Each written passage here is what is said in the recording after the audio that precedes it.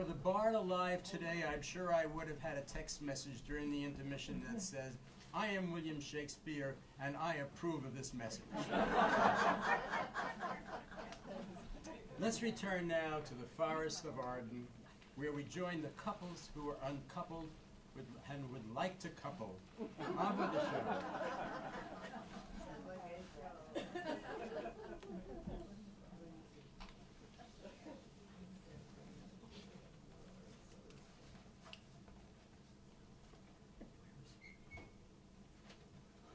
Good day and happiness, dear Rosalind. Oh, now, Orlando, where you been all this while? You a lover, and you served me such another trick. Come in my sight no more. My fair Rosalind, I come within an hour of my promise. Break an hour's promise in love. He that will break a minute into 1,000 parts and break a part of the 1,000th part of a minute in a love affair? Well, it may be said of him that Cupid hath clapped him over the shoulder, but I'll warrant him hard hold. Pardon me, dear Rosalind. Nay, and you be so tardy, come no more in my sight.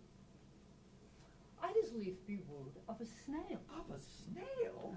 Yea, of a snail, for though he comes slowly, he carries his house on his head. A better jointure, I'll warrant, than you can make a woman. But come now, woo me, woo me. I'm not I your Rosalind. What would you say to me now? I would kiss before I spoke. Oh, nay, 'twere better to speak first. Then if you were brabble for lack of matter, you might take occasion to kiss. Very good orators, when they are out of matter, they will spit. But lacking God warn us matter, the cleanliest shift is to kiss. How if the kiss be denied? Then she puts you to entreaty, and there begins new matter. Am not I your Rosalind? I take some joy to say you are, because I would be talking of her. Then in her person, I say, I will not have you. Ah, then in mine own person, I die. Nay, faith, die by eternity. The whole world is almost 6,000 years old, and in all this time, there is no man in his own person died of a love cause. Men have died from time to time, and worms have eaten them, but not for love. I would not have my right Rosalind of this mind, because, I protest, her frown might kill me. Nay, by this hand, it will not kill a fly. But come now, I will be your Rosalind in a more coming on disposition. Ask me what you will, and I will grant it. Then love me, Rosalind. Aye, that will I, and Fridays and Saturdays and all. And wilt thou have me? Aye, and 20 such. What sayest thou? Art thou not good? I hope so. What? Can one desire too much of a good thing? Come, sister, you shall be the priest and marry us. Take my hand, Orlando. What do you say, sister? Pray thee, marry us. I cannot say the words. You must begin. Will you, Orlando? Go to. Will you, Orlando, take to wife this Rosalind? I will. Aye, but when? Why, now, as fast as she can marry us. Well, then you must say, I take thee, Rosalind, to wife. I take thee, Rosalind, to wife. I might ask you for your commission, but I do take thee, Orlando, to husband. Now, tell me how long you would have her once you have possessed her. Forever and a day. Now, say the day without the ever. No, no, Orlando. Men are April when they woo, but December when they wed. Maids are May when they are maids, but the sky changes when they are wives. I shall be as jealous of you as a Barbary cock pigeon for his hen, as clamorous as a parrot against the rain, as giddy in my desire as a monkey. I shall weep for nothing, and I shall do that when thou art disposed to be merry. And I will laugh like a hyena, and that when thou art inclined to sleep.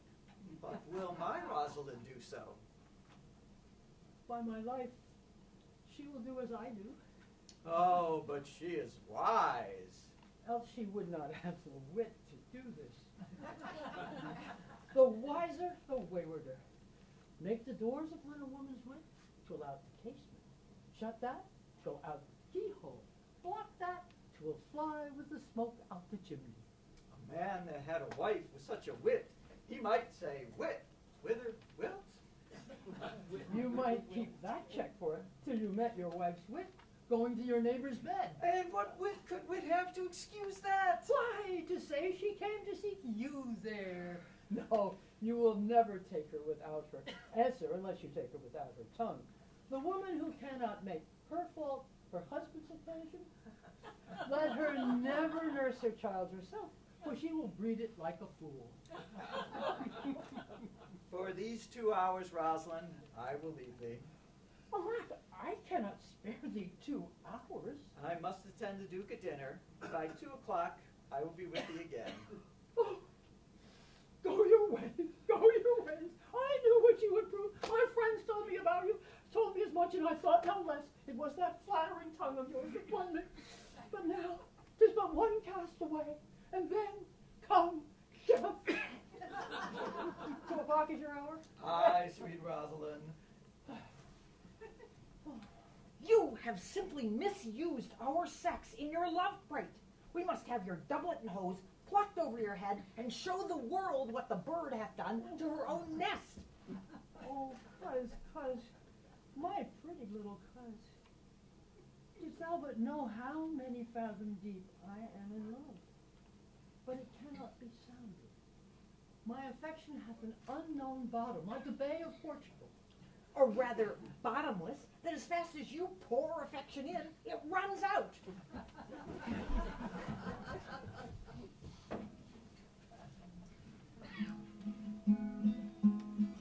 There was a lover and his lass with a hey and a ho and a hey noddy no and a hey noddy noddy no.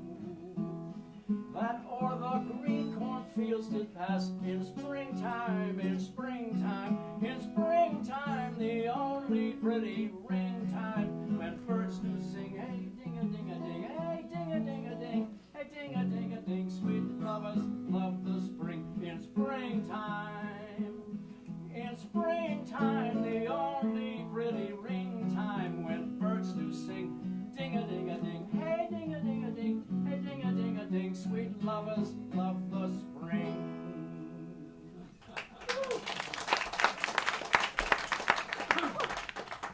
Oh no, 'tis well past 2 o'clock, and here much Orlando. I warrant you, with pure love and troubled brain, he hath ta'en his bow and arrows, and is gone forth to sleep. Who comes here? My gentle Phoebe bid me give you this. I know not the contents, but as I guess it bears an angry tenor, pardon me.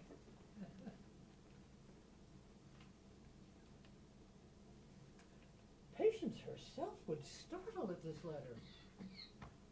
She says I am not fair, though I lack manners. She calls me proud. Says she could not love me were a man as rare as Phoenix. Odds my will. This is a letter of your device. I say, she did not invent this letter. This is a man's invention in a man's hand. Will you hear the letter? So please you, for I have not heard it yet, but heard too much of Phoebe's cruelty.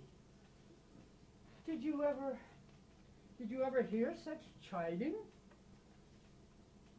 If the scorn in your bright eye hath power to raise such love in mine, alack, in me what strange effects might they have in mild aspect?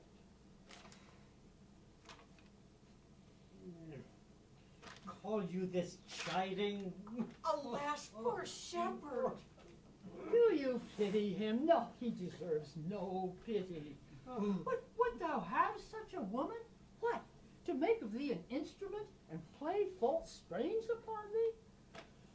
Oh, well, make your way to her, for I can see that love hath made thee a tame snake. But say this to her, if she love me, I charge her to love thee.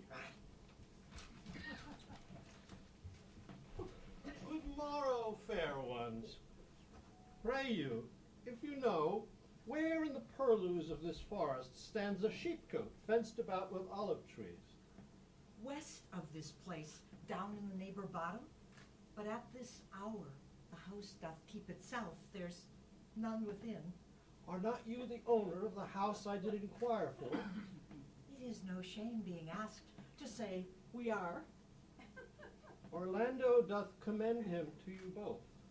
And to that youth he calls his Rosalind, he sends this bloody napkin. Are you he? I am? What are we to understand by this? Some of my shame, if you will know of me what man I am, and how and why and where this handkerchief was stained. I pray you tell it.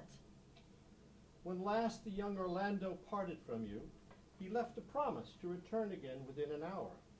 And pacing through the forest, lo, what befell? A wretched, ragged man, o'ergrown with hair, lay sleeping on his back. A lioness, with udders all drawn dry, lay couching, head on ground, with cat-like watch, when that the sleeping man should stir. For 'tis the royal disposition of that beast, to prey on nothing that doth seem as dead. This seen, Orlando did approach the man, and found it was his brother, his elder brother. Oh, I have heard him speak of that same brother, and he did render him the most unnatural that lived amongst men. And well he might so do.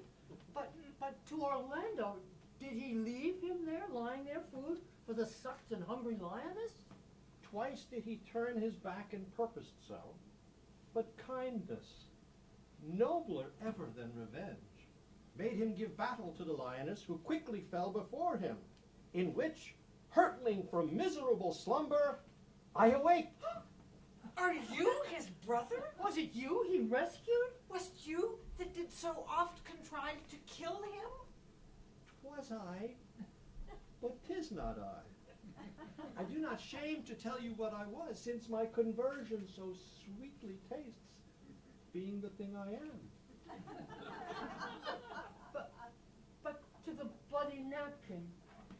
In brief, he led me to the gentle Duke, who gave me fresh array and entertainment, committing me unto my brother's love, who led me instantly unto his cave. There stripped himself, and here upon his arm the lioness had torn some flesh away, which all this while had bled, and now he fainted, and cried in fainting upon Rosalind. Brief, I recovered him, bound up his wound. He sent me hither, stranger as I am, to tell this story, that you might excuse his broken promise. Oh, why, how now, Ganymede? Sweet Ganymede! Many will swoon when they do look on blood. There is more in it. Cousin Ganymede. Look, he recovers. Be of good cheer, youth. You, a man. You lack a man's heart. I do so, I confess it. Sarah! A body would think that was well counterfeited. Tell your brother how well I counterfeited. Hi-ho! This was not counterfeit. There is true great testimony in your complexion that it was a passion of earnest. Come, you look paler and paler. I pray you, draw homewards. Good sir, go with us.